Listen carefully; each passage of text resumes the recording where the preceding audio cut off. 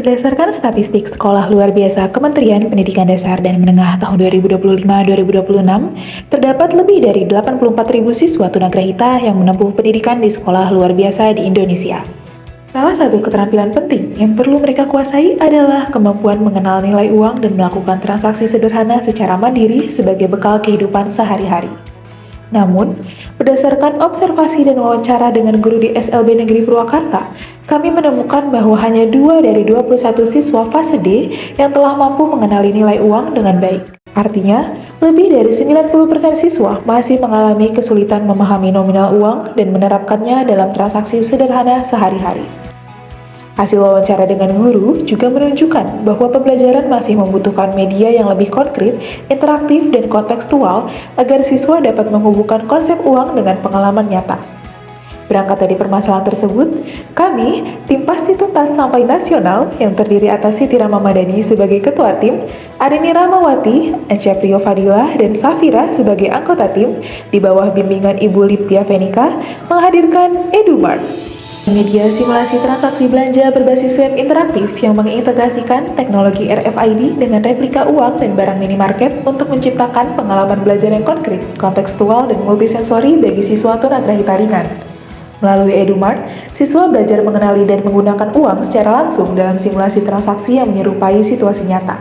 Pengembangan EduMart diawali dengan tahap analisis kebutuhan melalui observasi, wawancara guru, serta studi literatur mengenai karakteristik belajar siswa tunagrahita.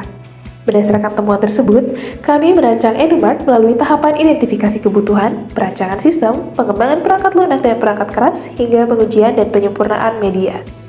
Antarmuka aplikasi dirancang menggunakan prinsip clutter-free agar mudah dipahami siswa dengan tampilan sederhana, instruksi singkat, dan umpan balik yang responsif. Pada sisi teknologi, EduMart mengintegrasikan RFID RC522 dan ESP32 untuk menghubungkan aktivitas fisik siswa dengan sistem digital secara real-time. Setiap replika uang dan barang minimarket dilengkapi tag RFID yang dapat dikenali sistem secara otomatis. Saat siswa melakukan scan, aplikasi memberikan respons visual dan audio secara real-time untuk memperkuat pemahaman konsep nilai uang. Seluruh data pembelajaran tersimpan secara digital dan terintegrasi dengan dashboard monitoring berbasis cloud. EduMart menggabungkan pendekatan kontekstual teaching and learning dengan deep learning untuk menghubungkan konsep nilai uang dengan pengalaman berbelanja yang nyata dan bermakna.